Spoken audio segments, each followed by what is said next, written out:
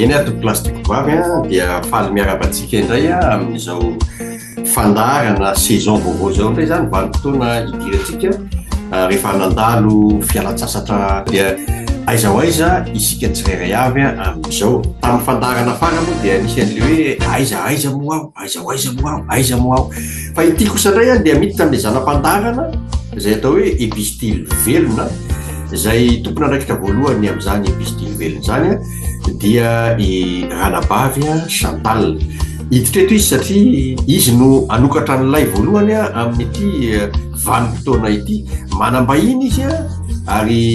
eto mihitsy izy zany a dia hiantso azy tsika hoe aiza ho aiza ianao zao a ranabavy Chantal hiditra amin'ity fandarana épistyle velona ity. Ranabavy Chantal io ianao io miarabanao a erapo eratsaina ary tena faly zay mahitanao indray a mamakilay a nity zanam-pandarana ity a zay mitondra ny lohateny hoe épistyle velona. Mino zay fa hitondra zava-baovao ianao, hitondra vahiny vaovao ianao. Ny vahintsika moa rehefa hoe vahiny zay dia efa vahiny miditra tena mandray anjara ary tena andray andraikitra ihany koa satria ny kristianina dia rehefa mandray anjara dia andray andraikitra ihany koa izy a ao anatin'izany amin'ny iraka ampanaoviny Kristy izay lohantsika rehetrarehetra. Io ianao ranabavy Chantal lazao a raha ny mombanao sy izay hoentinao a rehefa avy natamin'ny fialan-tsasatra ianao a inona ny vaovao a iza no ny vaovao mba hoentinao hoentinay amin'ity épistyle velona soatan'Andriamanitra tamin'ny tanany. Ia, makasitraka anao raha natahery miarabanao ary miarabantsika rehetra ihany koa izay manaraka mivantana ny fandarana épistyle velona moa zany ny fandarantsika raha natahery amin'ny teny ity ary misaotra ny tompo a namakivaky izay vacances zay tao anatin'ny fialan-tsasatra kely a ary tao anatin'izay fialan-tsasatra indray dia nanomana sakafo a tsara be ho antsika indray zay atao anatin'ity fandarana épistyle velona ity mety gaga nareo hoe inona zany no arosona eto fa misy vahiny spécial be anankiroa ho arosonay avy hatrany amintsika izay mpanaraka tsy tapaka ny fandarana épistyle velona moa zany araka ny efa nteneny ranadahery teo a dia ny fandarana zanam-pandarana épistyle velona no miantrano ao tokantranontsika. Misaotra ny tompo moa tsika tombokontsika angambany amin'ny anaran'i Jesosy zao fotoana izao a mba ny fampaherezana na ny fijoroana-bavolombelona izay arahantsika amin'izareto mba tena misy impact any amin'ny olona ary nisy olona mety hampahereza ny fijoroana-bavolombelona izay hoentina izy mirahavavy eto androany a fa hivavaka tsika ary alohany andraisantsika ny vahintsika androany. Misaotra anao zay Jesosy ny amin'ny fitiavanao sy ny famindraponao. Misaotra ka mifita tananao anay tamin'ny tontolo andro manontolo iny ary tao anatin'izay vacances lavalava izay tompo a dia misaotra satria afaka niala sasatra izay ary amin'izao fotoana izao dia miverina indray ato anatin'ny fandarana épistyle velona izay hoentina ampaherezana sy ananganana olona maro izay mety efa tena hoe ao anatin'ny fahadisom-panantenana fa amin'ny alalan'izao épistyle velona izao dia anangana azy indray ianao, anangana ny fanantenana ao anatiny indray ianao ka dia amin'ny anaranao Jesosy no anombohanay amin'izao fotoana izao a dia taio ity fotoana ity a mba tsy hisy ny fanelingelenana maro samihafa fa ianao no efa manjaka eto amin'izao fotoana izao dia amin'ny anaran'i Jesosy. Amen, amen. Eny ara dia izay no ela fa dia ampidirintsika avy hatrany angamba ny vahintsika efa tazatazantsika ao moa i rahavavy anjara aleo angamba izy no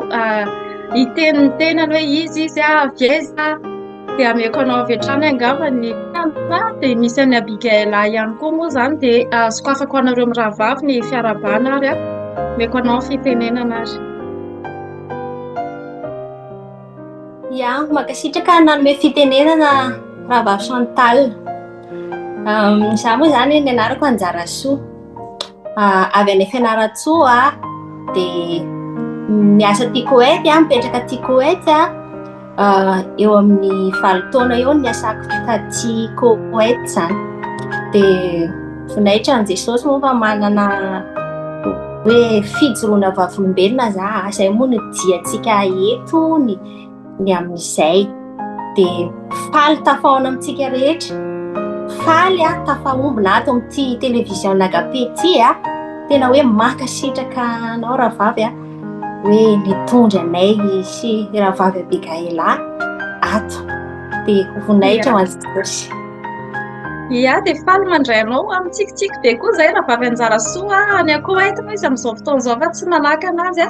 tsy hiditra ato anatin'izao fandaharan'izao any eo ny voninahitra ho an'i Jesosy akory izany fahalaviran'ny tany izany ary ny avatiana tsy malavy tany ozy ny fitenenana gasy ka dia nahatambatra izao Zoom izao tsika afaka mifampizaha reto rehefa anao avy hatrany ny Abigaila ny fitenenana ianao no ilaza ny mombamombanao sy ny toerana misy anao. Makasitraka rahavavy Chantal dia manona ny fiadanan'ny tompo amintsika rehetra indray amin'izao andro anio izao ny tena koa rahavavy Abigaila amin'ny fandaharana efa nisy taloha moa izany dia ny tenako mbola tany Egypta dia soarana ny tompo moa fa aty Etiopia indray izao no afaka mandray anjara amin'izao fandaharana izao izay voninahitra Andriamanitra iray moa ny fijoroana vavolombelona rehetra izay atao eto ka dia makasitraka feno amin'ny fanasana. Ia, misaotra anao rahavavy. Ie, nisy fambarana anankiray tokoa nataonao tamin'ny ianao mbola tany Egypta nanao interview ny mpanompon'Andriamanitra tamin'izany moa tsy haiko tany amin'ny taona 2018 tany izay raha tsy diso interview voalohany natao tamin'ny pasteur Mario moa izany izay nanao nisy fitsangatsanganana kely tany nisy asan'Andriamanitra natao tany ary anisany nandray anjara izay ianao dia izao ianao tonga somatsara eto tsy hoe firy taona izany izay dia tafaverina somatsara eto ianao ary faly indray izay handray anao atao anatin'izao fandaharan'izao. Eny tsy hampiandry elantsika fa avy hatrany angamba dia ho raisintsika rahavavy anjara hoe inona moa izany no tena hoentinao eto amin'ity anio ity ohatry ny ahoana ny fomba nahatongavanao tany Koweït ohatry ny ahoana ny fiainanao aloha amin'ny ankapobeny aloha ny idirantsika lalindalina dia izay ny fanontaniana apetrako aminao rahavavy anjara hoe ohatry ny ahoana moa ny fiainanao aloha amin'ny ankapobeny mba tian'ny olona ho fantatra ilay izy aloha ny idirantsika lalindalina. Ia, mankasitraka na ny fitenenana rahavavy Chantal araka an'izay efa hoe hijoroako eto izay moa izany dia voninahitry n'Andriamanitra izaho moa izany dia tanora ny fiainako taloha tena hoe nanaharaotrany izany fahatanjahana izany mbola tany Madagasikara dia tena hoe tsy nisy zavatra nianatra moa izany hoe nianatra dia tena hoe nankafy an'izany hoe fiainan'ny tanora izany dia natao daholo ny rehetrarehetra hoe momba ny tanora dia rehefa avy eo amin'izay izay moa izany zanaka olosahirana dia mba nisy hoe occasion hoe nandehanana hoe misy mandray mpiasa any amin'ny tany Narabo any dia nisokatra ny lalana taty dia nandeha taty Koweït aloha izany tamin'ny 2017 aloha izany tonga taty dia raha ny fiainako aloha izany tany aloha nandritran'izay hoe fahatanjahak'izay dia tena hoe zavatra rehetrarehetra niriko dia azo zavatra rehetrarehetra hoe misy zavatra tiako dia ohatrany hoe azoko daholo izany tena hoe niaina tanatin'ny firehareana izany raha ohatra ka hoe atao boriborina satria na resaka hoe réseaux sociaux izay moa izany tena hoe nitondrany ny firareako izany hoe mahazo zavatra kely dia publiena any amin'ny réseaux sociaux ohatran'izay moa tanora izay koa moa izany tamin'izany fotoana izany dia tena hoe hoe teo hitan'ny olona izany izay mihitsy no azo hitenenana anazy dia rehefa za tonga taty Koweït izay dia mbola nitohy foana izay hoe toetra ratsy tato anatiko izay hoe mirehare mahazo zavatra dia teo hitan'ny olona dia tanatin'ny rehetrarehetra izany ny zavatra rehetrarehetra izay tiako dia tena hoe azoko ohatran'izany foana dia teny aloha zany nandeha ny fotoana dia hoe niasa taty zany a niasa tamin'ny trano anankitelo dia tsy dia tsara taminazy zany patron dia teo koa mba maniry azo patron tsara ohatran'izao ohatr'izao niasa rehetrarehetra dia azo koa zay dia tonga tato amin'ity trano mipetrako ity zao za efa 9 taona zany a tonga tato dia tena hoe amin'ilay niriko mihitsy koa dia tonga tato a dia be da be koa ny zavatra iriko dia aza daholo zavatra niriko dia mbola mandeha ihany le fisehosehoana le nazavady teo hoe naniry iPhone dia nahazo maniry akanjo kiraro dia nahazo dia no araka an'izay hoe efa niteneniko hoe hoentina mirehare amin'ny réseaux sociaux tsisy zavatra nieritreretiko hoe ina zany fa zay dia mandeha foana fotoana tagnatin'izay 9 taona niasako tato zay a dia za moa zany araka nefa tena teo a dia tena hoe tanora dia anay aty ao atsika hoe mahafantatra zay aty Koweït a tena hoe tsisy fotoana hoe mba libre zany tsisy weekend fa miasa foana dia ohatrany hoe ny zavatra mba mampafalifaly zany a dia le telefona hoe rehefa vita ny asa dia telefona zay faly mihitsy zany dia monjy fandriana andeha hikitika telefona resaka réseaux sociaux tamin'izany fotoana zany dia nahitana daholo a tany amin'ny TikTok a Facebook a Instagram a any amin'ny YouTube zany foana nandaniko ny andro koa tamin'izany fotoana zany dia manaraka an'izay a tany amin'ny YouTube a za tena mpanaraka ny hoe zay hoe mba hialana amin'le hoe vizaka reraka dia mahafinaritra ny saiko ny mandeha any amin'ny YouTube resaka réseaux sociaux a dia efa hitako daholo zany resaka série any amin'ny série indiana série brésilienne reny film vahidi indiana reny efa hitako daholo a efa tapitra hitako ny épisode 1 jusqu'à 100 mbola épisode saison 2 koa hitako daholo zany dia nandritry nyzay fotoana zay mihitsy ny arany a indray andro zay a za moa zany nakiroanay tato hoe miasa trano ato dia le namako efa matory satria alina ny andro dia matory izy fa za mbola eo jery YouTube manaraka série dia mipina moa zany mijery mazava ho azy satria hoe manaja ny fiarahamonina hoe matory izy dia eo amin'izay mihitsy a zany manaraka série eo dia efa te hiala fa ohatrany hoe tsara foana ty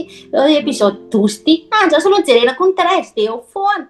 dia efa maraina ny andro adiny efatra no atoriana dia tonga indray ny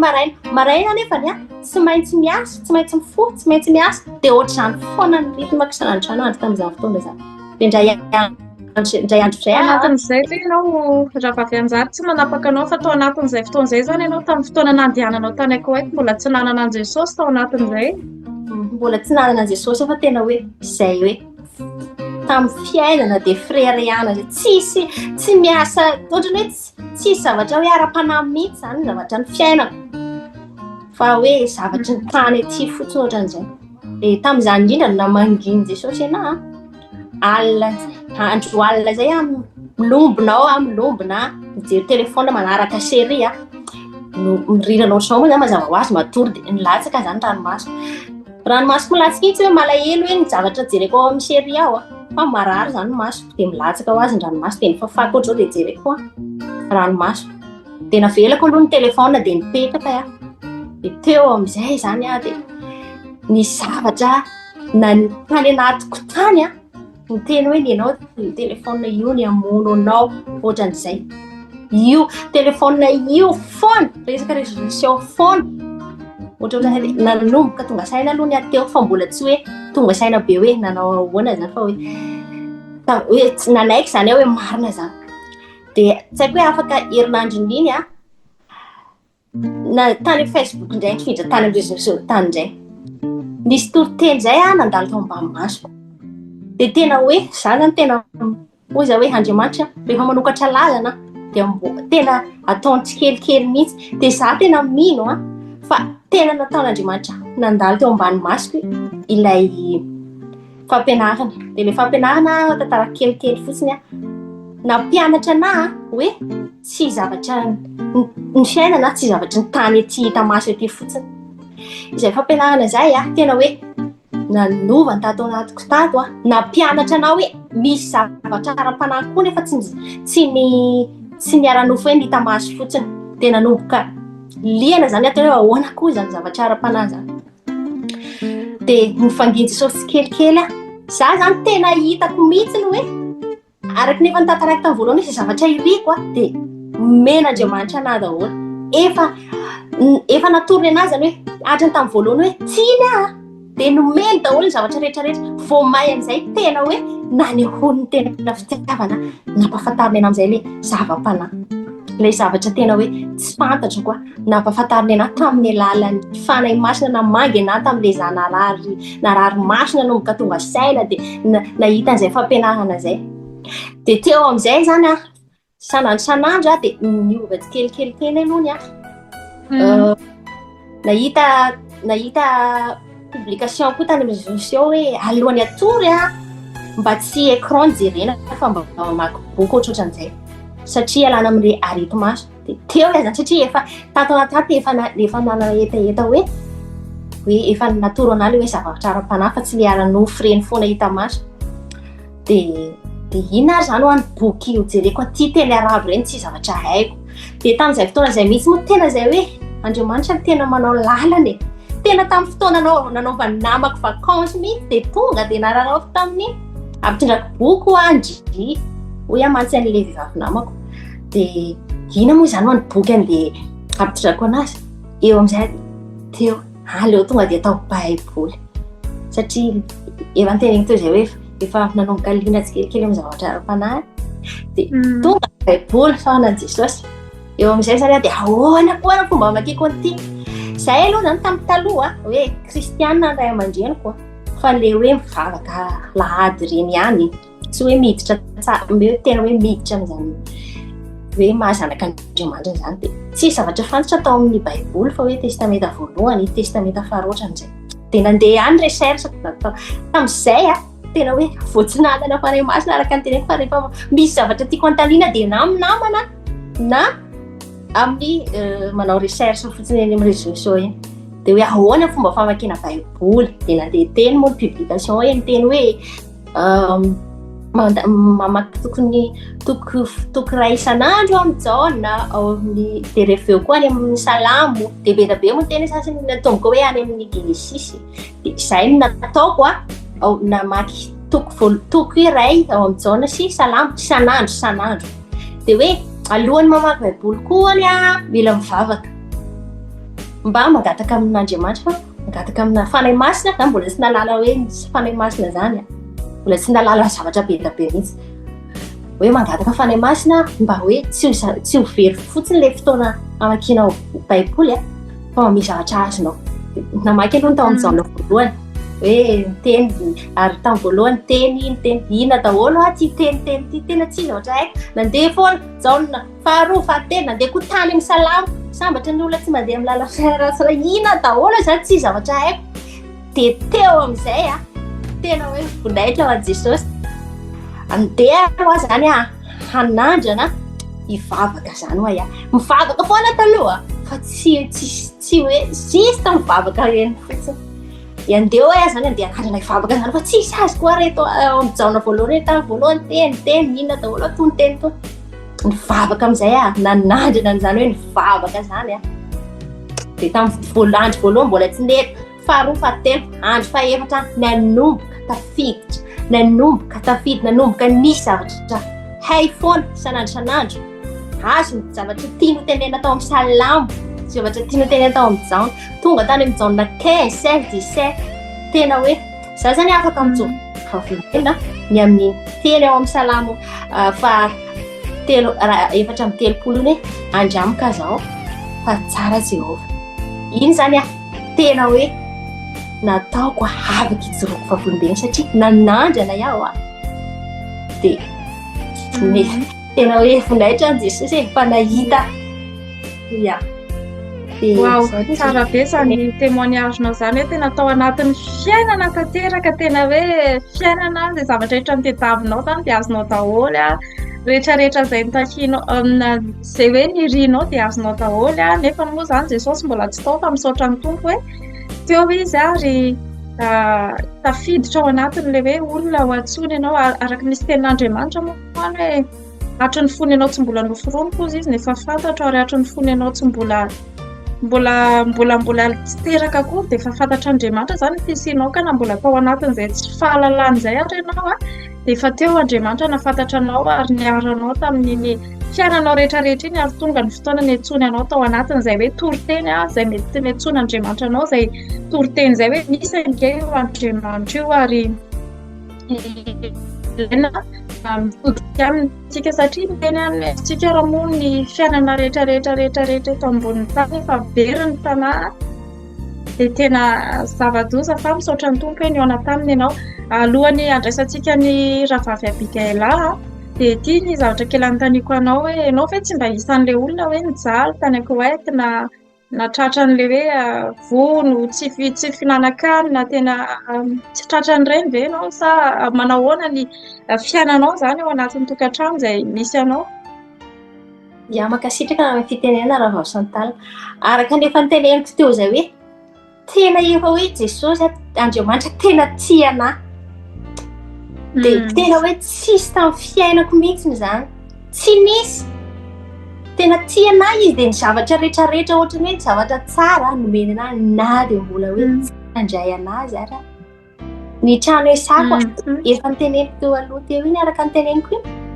hoe naniry hoe mba meo trano ohatran'izao patron ohatran'izao ny zaza isany ohatran'izao tena n'izy rehetrarehetra ilay niriko mihitsy no tia trano ipetrako aty. Iasako aty fa enina taona aty. Dia na zao fotoana zao voninahitra ho an'i Jesosy fa napetrako taminazy mihitsy hoe ianao no hikitika ny patronko any dia nera taminazy za io zaho mba mangataka adin'iray fa misy zavatra ho ataoko ao amin'ny chambreko dia nivavaka talohan'ny tsokony madamanay hoe anao nikitika anazy zany namaly madamanay rehefa ok dia zaho afaka mitafatava amintsika atsany hoe fa mbola anatin'ny fotoana iasana zaho rahavavy fa no Jesosy tena raikile madamo. Amen. Ia, tena misaotra ny tompony amin'izany fiasany izany ary tena tsara tokoa ilay patronanao zany matoa manana lalana hoe tena mba afaka manoatra satria tsy ny ankizy rehetra za moa zany efa tany amin'ny Tananaravo ary fantatro tsara ny any ohatry ny ahoana ny pression sy ny zavatra mahazo sy ny fiainana sy ny asa sy ny rehetrarehetra fa tena hoe sambatra ianao afaka mitafatafa eto dia voninahitra ho an'i Jesosy fa mbola hiverina aminao ihany rehefa avy eo fa mino fa miainy amin'ny fotoana somary lavalava kely ianao hiverina aminao rehefa avy eo anontany anao zavatra anankiray fa ho raisintsika avy hatrany indray angamba aloha i Abigaila ny amin'ny izao fandrosoany atao anatin'ny fandarana epistily velo izao hoe menanao avy hatrany fitenenana rahavavy Abigaila hoe ahoana sy ahoana ianao aiza ianao teo aloha aiza ianao amin'izao ahoana ny fitantanan'Andriamanitra ny fiainanao satria moa ianao ohatrany tsy any Egypte zao fa raha ny fahalalantsika anazy dia any Egypte izy fa tsy any izy zao fa aleo angamba izy no hitantara amintsika an'izay témoignage finozarainy etzay meko anao avy hatrany fitenenana Abigaila. Alleluia, mankasitraka rahavavy Chantal nanome fitenenana dia voninahitra ho an'i Jesosy mahafinaritra dia mahafinaritra tokoa no maheno ny lalana no lalovan'ny rahavavitsika koa tao anatin'izay ny antsony tompo azy izay dia dia mankasitraka hatrany moa nanome fitenenana araka ny tenin'ny rahavavy moa izany dia no ny fitahin'ny tompo hijoroana vavolombelona eto dia aty amin'ny tany fantatsika voasoratra ao anaty baiboly koa aty Etiopia avy tany Egypte moa nandritra ny teo eo amin'ny 7 taona teo no nipetraka tany Egypte dia no ny fitantanan'ny tompo moa izany sy ny lalana izay nitondrany dia isaorana azy ny voninahitra verina amin'ny rery dia aty Etiopia indray. Ny tenin'Andriamanitra moa rahavavy satria mialohan'ny nahatongavako taty somary nandalo zavatsarotra ihany izay tsy niafina tamintsika ato anatin'ny fiangonana agape moa izany fa talohan'ny nahatongavako taty Etiopia dia ity tenin'Andriamanitra ity ny voarahiko teny fikasana ary mbola isaorako ny tompo indraindray ilay izy mbola mandalo ao anaty saiko hoe any hevitra nanaovany lalana ao amin'ny Isaia 43:7-8 dia any an'hevitra no anaovan'i Jehovah lalana. Io teny anankiray io moa zany tena tadidiko hoe any an'hevitra no anaovan'i Jehovah lalana, fa Isaia 7:7-8 milaza hoe raha vakitsika manontolo, indro izao manao zavatra vaovao, ankehitriny izy vao iseho ka tsy ho fantatrareo va izany? Eny, anao lalana any an'hevitra aho sy rano any amin'ny tany karakaina. Eo amin'ny izay eritreretintsika hoe tsisy azo aleha, Andriamanitra no manao lalana. Amiko manokana moa zany tena raha ohatra ka ny parcours izay nandalovana alohan'ny hanatongavana dia ohatrany hoe tsy takatry ny saina ny fitondran'Andriamanitra, ohatrany hoe tsy afaka tsy tena hoe tsisy espoir fa Andriamanitra mihitsy zany nanokatra lalana nanaovana an'izay hoe hatongavana ty izay raha mifitondrana dia voninahitra ho an'Andriamanitra irery ihany fa aty Etiopia aloha zany zaho amin'izao. Alleluia. Ia, makasitraka i Abigail any amin'izay tena maro ny olona maniry hoe mba roviana ary mba ho tonga any amin'izany Etiopia zany manahoana mba afaka mba lazalazainao ve ny toetany satria ohatrany hoe vaovao be ny maheno an'izany hoe misy malagasy koa any Etiopia dia sao dia mba afaka mba lazalazainao hoe ohatrohatrany ahoana ny any mba tia heno vaovao any zay fa sao dia mba ho tonga any koa indray andro dia ameko anao angamba ny fitenenana amin'izay hoe ohatrohatrany ahoana ny any dia ahoana no inona zany no tena antony nandehananao tany sa hoe izay mihitsy ilay lalana nataon'Andriamanitra eo amin'ny fiainanao hoe andray no nitondrany anao dia ameko anao ny fitenenana Abigail. Makasitraka Karavaka, tena mbola anatin'izay fanontaniana izay mihitsy ny azo raha vavy hoe miandry azy zany hoe inona ny tena, satria miandry azy zany hoe inona ny tena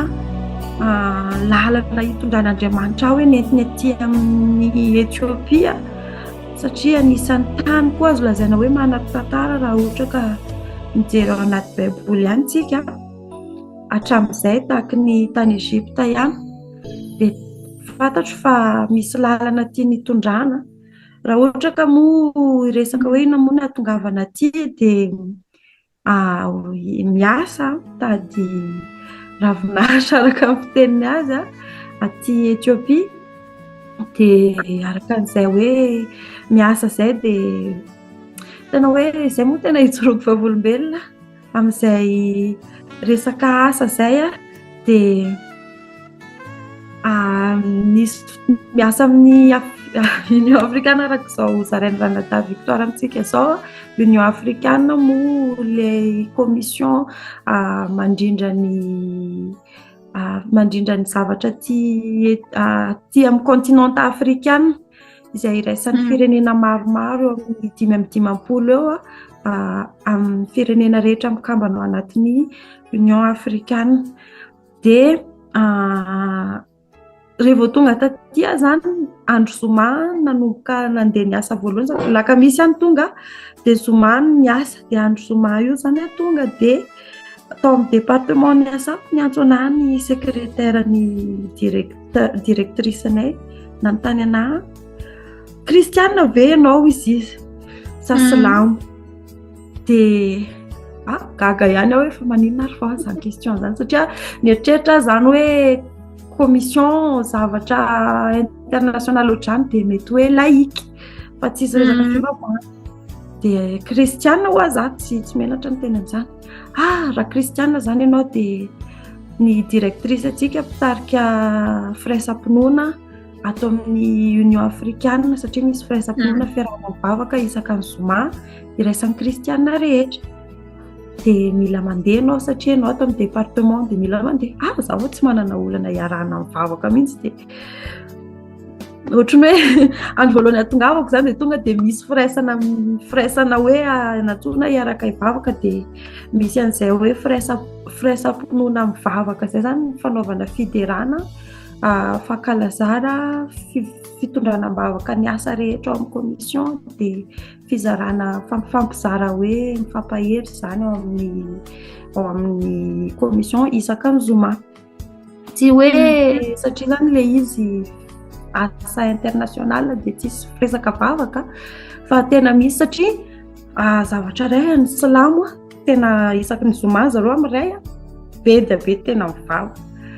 Tsika kristianina indray ve izy ny mpiara-miasany tsy hiaraka iombavaka tsy hijoro hoe manana Kristy Jesosy famonjena tsika indray ve tsy hijoro dia misy an'izay hoe najoro ho an'ny kristianina izay dia isaorana ny tompo moa dia eo indrindra le fanontaniana hoe miandry aho zany lalana hitondra ny tompo anao hoe tonga aty Etiopia mariana moa fa mamaly fanontaniana ravavy hoe manao ahoana ny etya a majorité orthodoxe ny Etiopiana orthodoxe zany hoe manana tsy ohatry ny orthodoxe tsy haiko raha misy orthodoxe fantatrareo moa zany ohatra hoe any Europe na sotry zany fa ny ety tena hafa kely mihitsiny koa le orthodoxe ary tena mijoro amin'izay mihitsiny zareo maraina sy hariva moa zany tena matetika misy vavaka dia tsy vitany hoe mivavaka fotsiny zareo fa tena atao heno mihitsy le fivavahana hoe zany fa misy fanompoam-pivavahana mandeha manomboka amin'ny voalohany ka hatramin'ny farany mandeha amin'ny megafona maraina sy hariva ohatrohatr'izay zany le aty Etiopia zany fa eo ihany izay hoe orthodoxe majorité orthodoxe izay fa isaorana ny tompo fa misy koa ny fiangonana azo lazaina hoe évangélika fiangonana évangélika izay ahitana koa Etiopiana maromaro ahitana indrindrandrindra moa ny olona rehetra avy amin'ny Afrika amin'ny firenena afrikana maromaro dia ohatrohatr'izay zany raha ohatra ka azo lazaina ny mikasika ny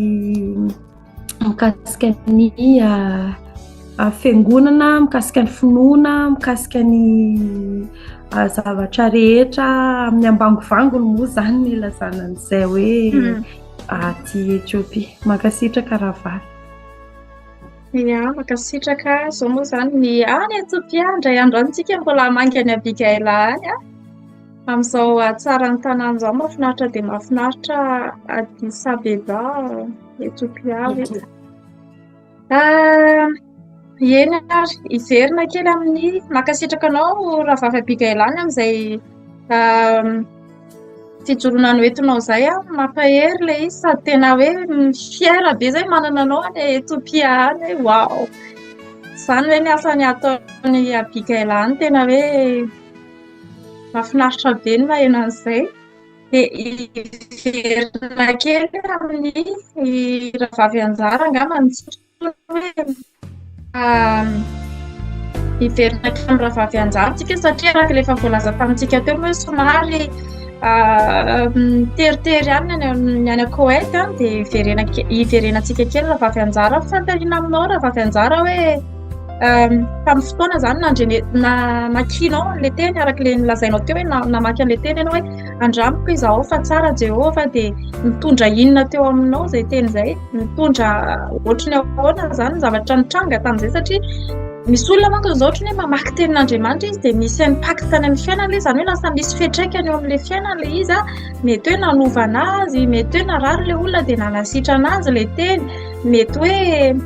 nakasika anazy ilay teny dia nitondra inona teo aminao izay teny izay satria izay teneninao teo hoe tena tiako loatra io teny io nanandrana ianao ve dia nahita ny fahatsaran'Andriamanitra tokoa sa ohatrany ahoana ny fiantraikan'izay teny izay moa zany amin'ny arak'izay fanontaniana velokany aminao izay. Makasitraka nanome ny fitenenana raha Masomilaly araka nefa niteneniko teo izay dia nanomboka tamin'iny hoe nanandrana ny vavaka iny dia lasa nazoto za nanomboka teo miheno toriteny nazoto za rehefa miheno toriteny dia mandray ilay verset reny dia iny verset reny no tadidiko dia rehefa mandeha ny fiainana moa zany hoe mandeha ny andavanandro dia ny tena hoe ny tenin'Andriamanitra nanovana teo amin'ny fiainako mitondra hery ho anahy faharoa manaraka an'izay manitsy le manitsy izay aloha zany tena voalohany satria nanitsy ianao hoe sy ny zavatra rehetrarehetra hitany masonao sy ireo zavatra iainanao ireo fiainana fa zao ny fiainana izao ny lalana sy famarinana ary fiainana hoy ny tenin'Andriamanitra. Nampahafantarin'Andriamanitra anahy koa ilay hoe misy anatintsika ato le karazan'ireo hoe ara-nofo sy ny ara-panahy. Nampahafantarin' Jesosy anahy koa tamin'ny alalan'ny teny sy ny toriteny, ny teny rehetrarehetra hitako tao amin'ny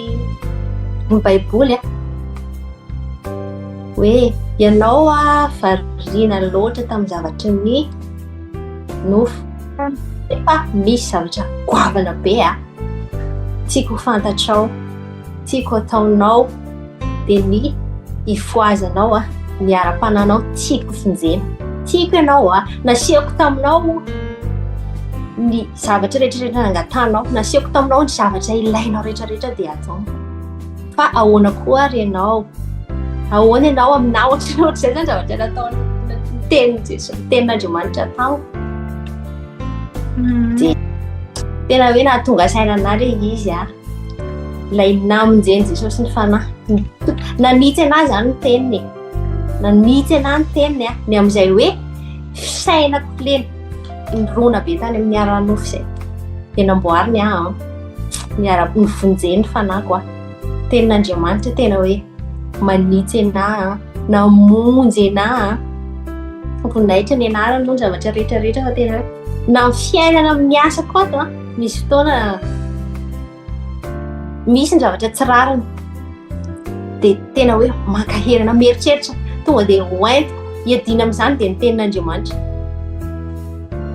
Tena hoe tonga dia mieritreritra ny teny hoe ety amin'ny zao tontolo izao no ahitanareo fahoriana dia mahery azy zay mieritreritra an'iny na misy arany tsy rariny. Misy koa ny fanitsiana tenin'Andriamanitra hoentiko manitsy anahy satria misy fotoana zany tsy mazaka ohatra hoe mbola misy olona ratsy toetra zao dia tonga dia mitsaratsara an'iny dia ratsy toetra kindrina manao zao hitako eny amin'ny fihetsika ivelany eny tonga dia manitsy anahy koa ny tenin'Andriamanitra ilay eo amin'ny teniny hoe mila mazaka ny fanomena hafa. Dia izay zany ny amaliko ny valy teninao raha vao santalo ilay hoe nitondra teo amin'ny fiainako tenin'Andriamanitra voalohany indrindra nitondra fanitsiana anahy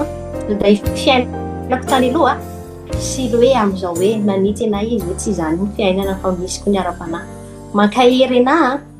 dia tena hoe mankahery anahy, manitsy anahy, manome hery. Rehefa misy ny tsy rariny dia tonga dia tenin'Andriamanitra ny eritreretiko hoe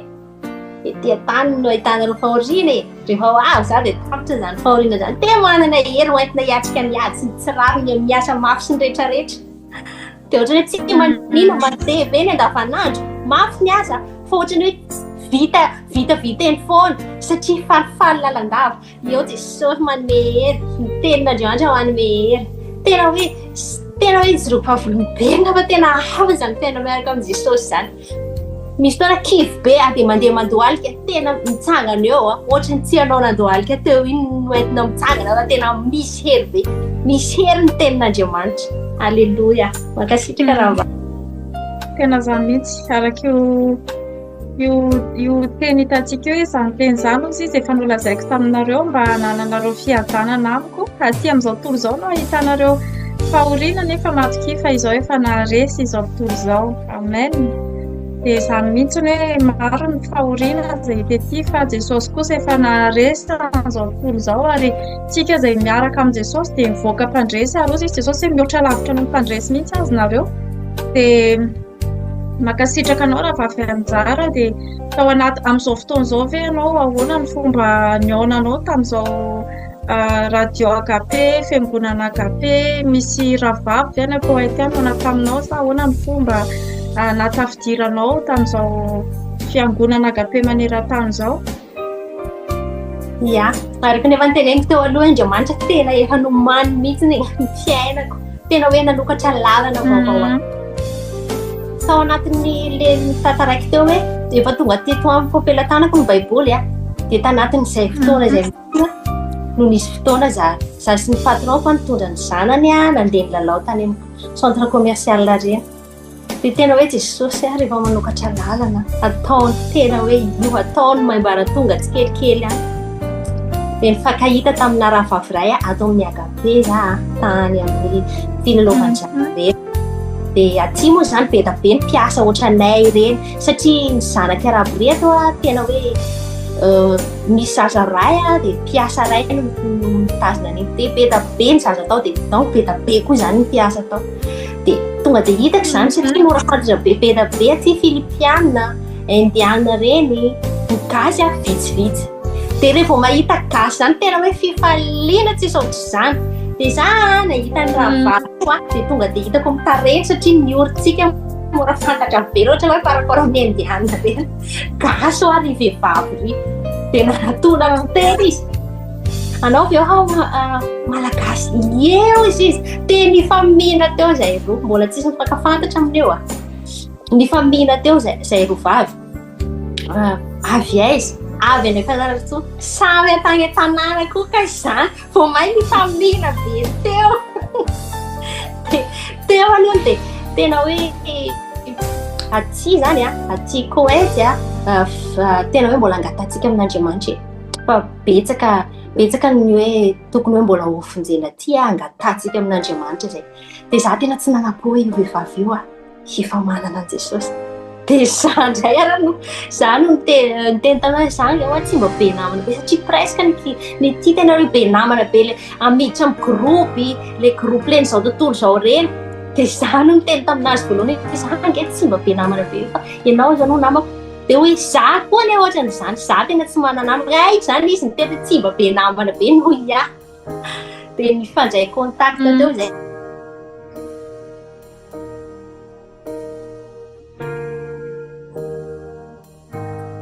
dia mivavaka zay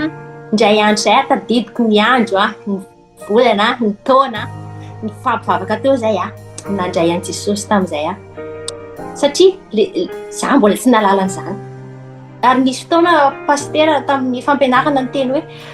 misy ny olona mbola tsy mba malala hoe mila mandray an Jesosy za teto anatin'izany fa za zany mieritreritra hoe vavaka dia mivavaka iny fotsiny ve mila n'izany hoe mandray an Jesosy araka ny teny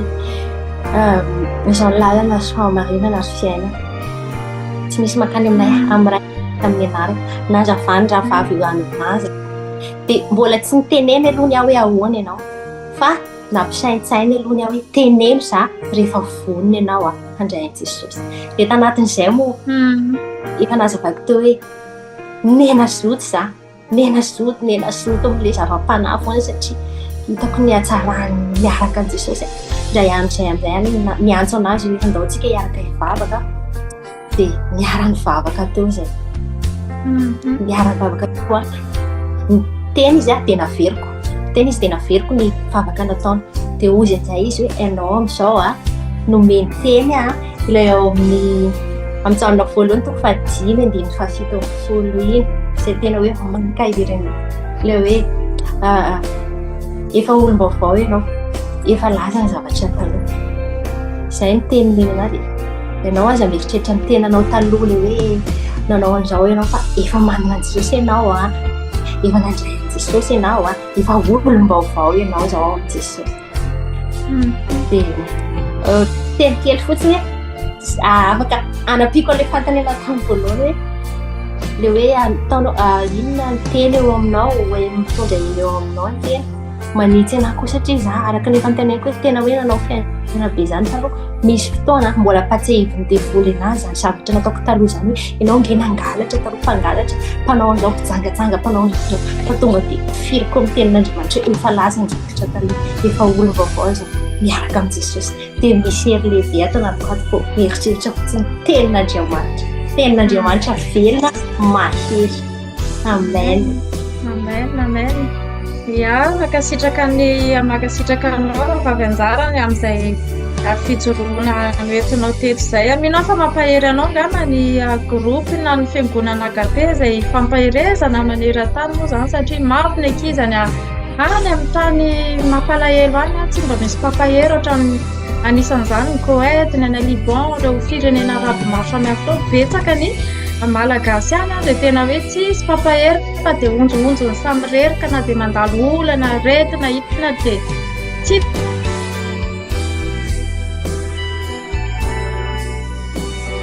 Malagasy anatin'ny fiangonana agape maneran-tany zao misy raha vaventy be afaka mampahery eo foana isanandro dia mino fa ahery ianao ary tsy ho reritsony any ary ny tompo hitondranao any amin'ny planiny satria manana lalana ny tompo arak'ilay tenen'ny aby teo moa hoe any amin'ny tany efitra satria ny any efitra mihitsy ilay tanina rafy tena hoe tsisy fivavahana any tsisy hoe fiangonana hoe andeha hivavaka hoe mivalapatra tsara ianao any fa saika araby daholo salamy daholo kanefa ny tompo dia manao lalana ny any efitra ary lalana zao ataon'Andriamanitra eo amin'ny fiainanao zao dia mino fa pahery anao zao ary hitondranao lavitra izy ary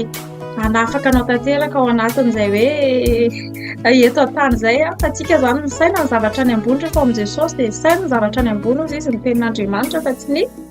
zavatra ety an-tany intsony dia mino fa ahery ianao amin'izao fiarahanao amin'ny fiangonana agape izao mankasitraka anao raha vavy anjara nanaiky ny vahiny teto amin'ny fandarana fa hiverina kely ato amin'ny aby indray aloha tsika aloha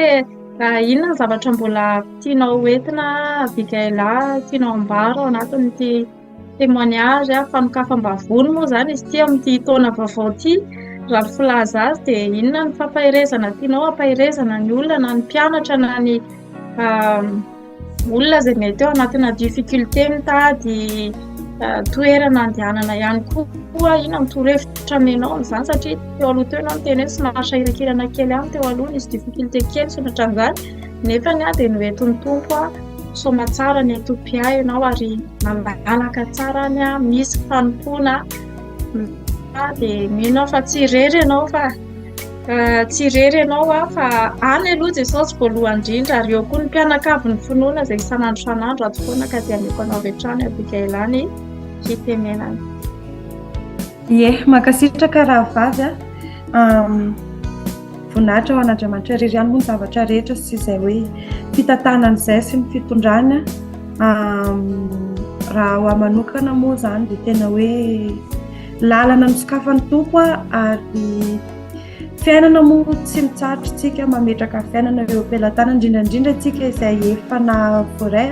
satria za mino hoe mety hoe izay sy raha vavy anjara soa no mijoro vavolombelona eto fa matoky sy mino fa tsika tsirairay izao efa nisy zavatra natao amin'ny tompo teo amin'ny fiainantsika tena hoe mety hoe eo amin'ilay fotoana tsy ampozintsika iny mihitsy izy no manao lalana indraindray tsika mieritreritra hoe tena efa tsy solution ntsony ity indraindray amin'ny fihevitra maha-olombelona antsika zany dia mieritreritra tsika hoe bon tiana andeha hanaovako ny fiainako kanefa ny Andriamanitra miteny amintsika hoe ny fihevitra tsy fihevitrareo ny lalanareo koa tsy lalana dia izany tena fampahirezana ny tsirairay indrindrandrindra ny tanora mba ametraka mandrakariva voalohany indrindra ny fiainana eo am-pelatanan'ny tompo hatrany hatrany na dia hoe indraindray mety mieritreritra tsika hoe tsisy lalana dia ny tompo mahay manao lalana indrindrandrindra mba handehanana araka ny sitrapony mandrakariva satria rehefa miala amin'ilay lalana hoe soritan'Andriamanitra iny miala amin'ilay zavatra toron'Andriamanitra hoe andehanantsika iny dia tsy maintsy solavaka raha vao solavaka dia misy famaizana dia raha vao misy an'izay famaizana izay dia ohatrany hoe very kanefa n'Andriamanitra tsy mba mandoaka fa eo mandrakariva izy dia miaraka amintsika mandrakariva izy ary tiany mba tiany zany hoe tsy ho very ny zanany ary za matoky tsy mino fa matoa ny entin'Andriamanitra amin'izao lalana izao tsy hoe hiasa fotsiny fa hoe nahazo asa tsara dia izay matoa mbola entin'Andriamanitra hoe eto izao ijoro vavolombelona dia mbola misy lalana hafa tiany tompo hitondrana za mino sy matoky indrindrandrindra tsy hoe lalana hoe asa fotsiny fa indrindrandrindra ny fanitarana ny ambaindainy fanitarana ny asany matoa hoe vao tonga vao niditra tamin'ilay toerana iasana voalohany dia vavaka ny zavatra ny tenen'olona hoe misy fotoam-bavaka dia za tena mieritreritra hoe mbola misy zavatra tian'Andriamanitra indrindrandrindra hanitarana n'izao asa masina zao satria ny tompo no milaza amintsika hoe mandehana hozy izy any amin'ny tontolo izao ianareo mitoriny filazantsara amin'ny olombelona rehetra dia fanokafany tompo lalana izao fahatongavana ty izao ary matoky sy mino fa misy ary mbola hijoroana vavolombelona koa izay amin'ny fotoana izay sitraky ny tompo moa hoe mihinona ny tena lalana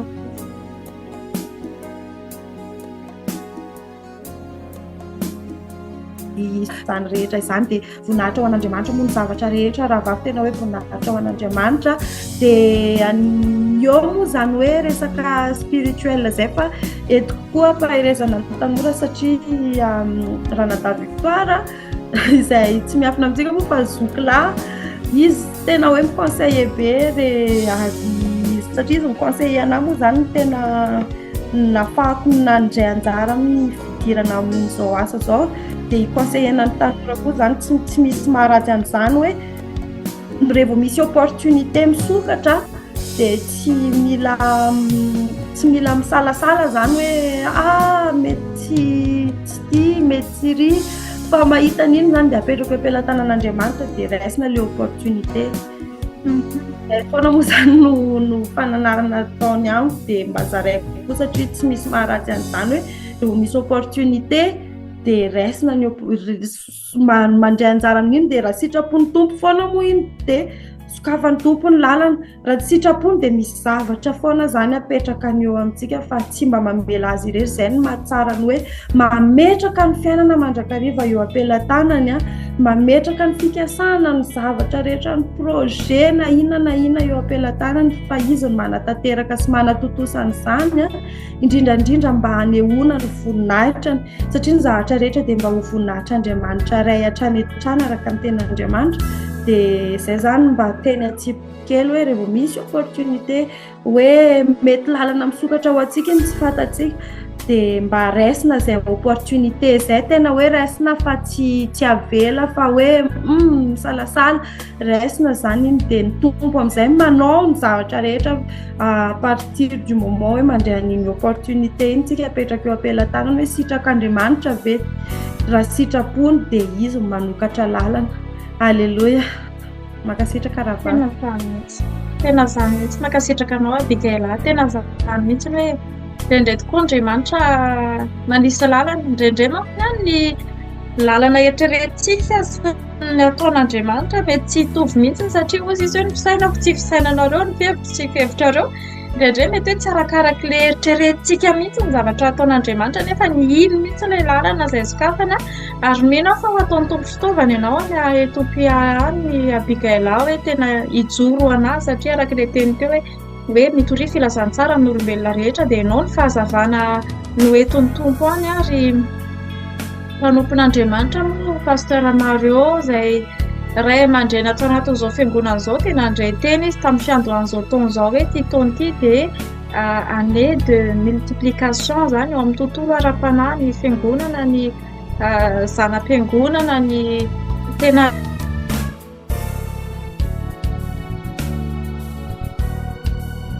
resaka mitafiditra ao anatin'izay hoe année de multiplication izay dia mino fa tafiditra ao anatin'izany koa satria misy olona any izay mila ny fampahirezana ihany koa Abigaila dia mino fa fitaovana ampiasan'ny tompo manokana ianao any eo ny asa ozy izy araka ny teninao teo hoe eo ny asa eo ny fitadiavam-bola eo ny fianarana fa indrindra ny fanahan'ireo olona ireo ihany koa izay mila vonjy-koa any dia tena hoe saorana ny tompo moa izany efa misy arak'izay ny tenenao hoe efa misy fitoam-bavaka isaky ny zoma dia efa tena hoe manampy be ny ara-panahinao izay ary indraindray koa anatin'io fitoam-bavaka io mety misy zavatra ampiasan'ny tompo anao dia tena hoe occasion daholo izany ahafahana mitory dia raina ny tompo voninahitra ho azy irery any. Satry dia satry moa iresaka eto izy ny rahavavy tena afaly nandray anareo teto ary tena mino fa ny tsirairay avy ihany koa izay nanaraka antsika teto dia mety tena nahery koa izy ireo tao anatin'izay temany azy ary ho antsika izay mety hoe mananjanaka tanora dia arak'izay fampahirezana noentiny Abigaila teo izay hoe rehefa misy ny opportunité dia apetraka amin'ny tompo ary aprosio mihitsy ny zanantsika handray décision manoloana ireny opportunité ireny satria indraindray amin'ny alalan'ireny no anokafan'ny tompo lalana ihany koa amin'ny fiainany dia mirasoanao Abigaila any Ethiopia any tena mirasoanao lasa lavitra mifanompoana azy amin'ny izay iren'ny fonao omeny Jesosy anao izay iren'ny fonao any Ethiopia any tsy irery ianao fa mahatsiaro anao izay ary tsy manadino satria ianao dia anisan'ny mpanao fandarina anankiray ihany koa kaoty ny anarana izany hoe question pour un chrétien izy io izay fandaharana atao foana atao anatin'izao zoom famille moa ny fiantsoana azy zoom famille dia eo daholo ny mpianakavy ny finoana aleo ngamba iabika elano anazavazava kely an'izay mba mitarika ny olona andao hiditra fa misy an'izany hoe question pour un chrétien zany meko anao ngamba ny fitenenana amin'izay abikaela sy teny farany izay hoentinao ihany koa amin'ny asa fanomponana izay apetraka ny tompo amponao. Ie, question pour un chrétien moa isaorana ny tompo fa pasteur Mario no nanana an'izay hevitra izay efa ataoko hoe roa taona ve angambanyizay roa taona sa roa taona mahery dia mbola tany Egypte no nanomboka ny question pour un chrétien dia tamin'izany fotoana izany moa ny fandrobonana tamin'ny agape Egypte dia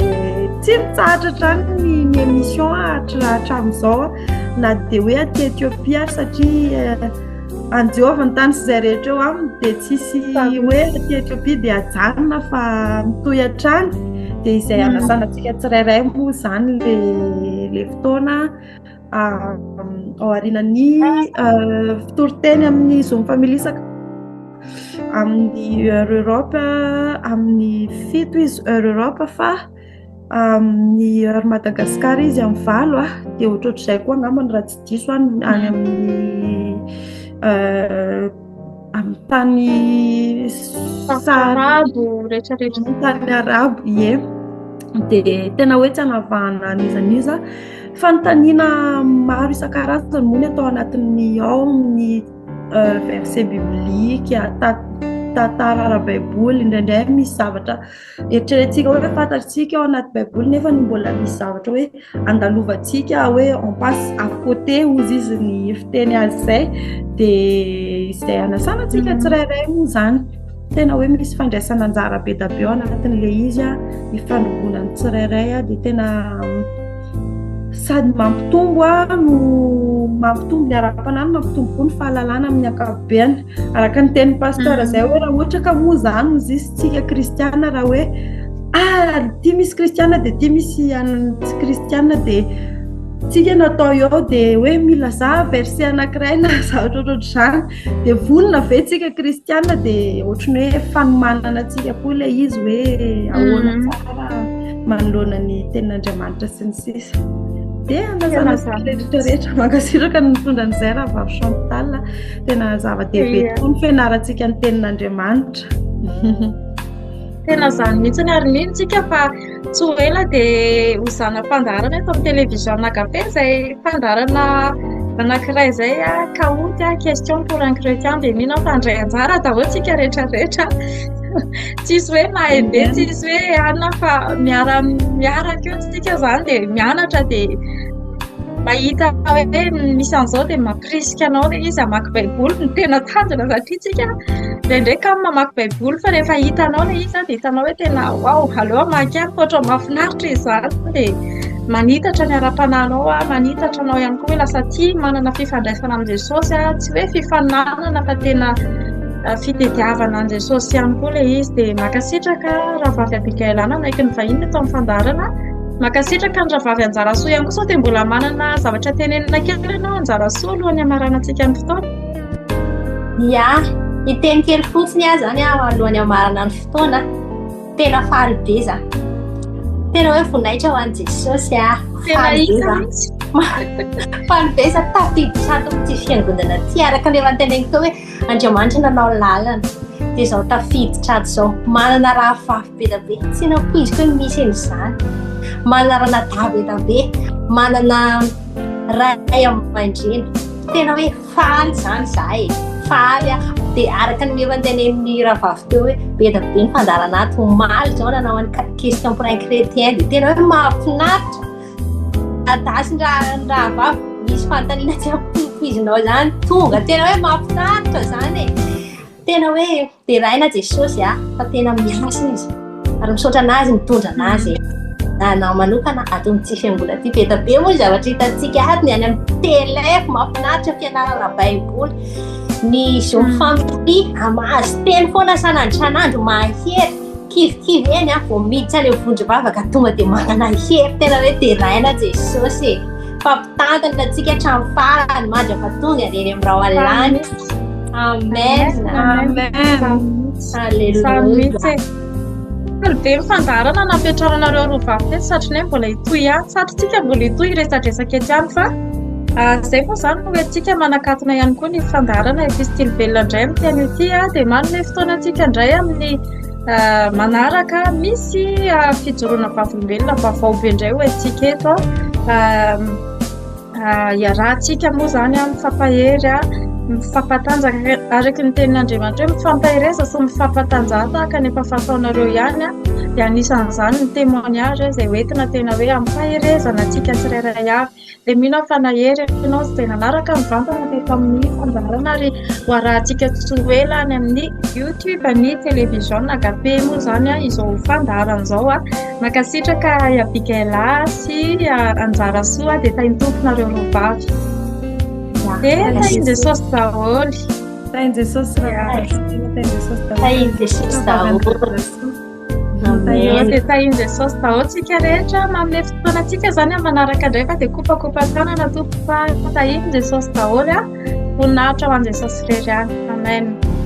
amen amen